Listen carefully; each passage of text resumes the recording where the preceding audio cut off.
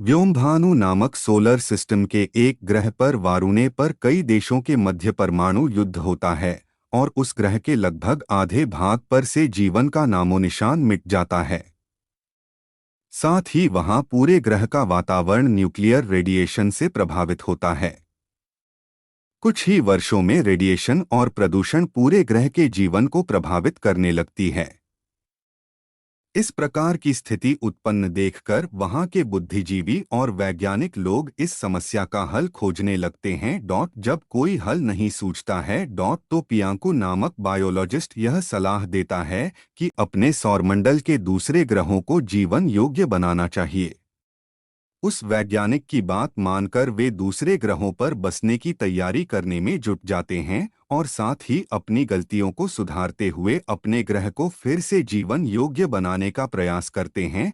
साथ ही वे अपने solar system के दूसरे ग्रहों पर बसना शुरू कर देते हैं और अपने सुंदर और जीवन योग्य ग्रह की ऐसी दुर्दशा देखकर यह सीख लेते हैं कि अब से भविष्य में कभी भी अपने ग्रह पर परमाणु युद्ध जैसी स्थिति उत्पन्न ही नहीं होने देंगे और न ही किसी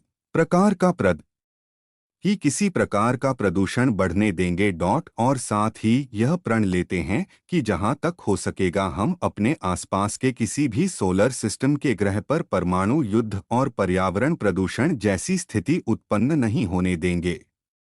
किसी भी प्रकार से इस प्रकार की स्थिति को रोकने का प्रयास करेंगे। अपने आसपास के सोलर सिस्टम्स और उनके ग्रहों की स्टडी के लिए वे अंतरिक्ष में एक विशाल एआई क्वांटम कंप्यूटर सिस्टम और अंतरिक्ष वेधशालाएं स्थापित करते हैं। इस एआई क्वांटम कंप्यूटर सिस्टम को वे कहते हैं MLS, यानी the mother of large quantum system.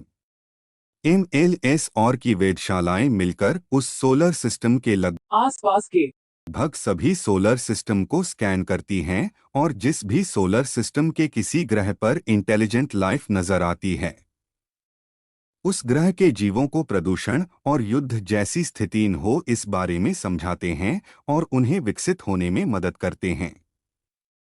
अपने इस कार्य में लगातार सफलता मिलती देखकर वे अपने कंप्यूटर और अंतरिक्ष उपकरणों को और अधिक उन्नत बनाते हैं। एक बार फिर अपने आसपास नए जीवन युक्त सोलर सिस्टम ढूंढने के लिए अंतरिक्ष को स्कैन करते हैं, लेकिन कोई सफलता नहीं मिलती।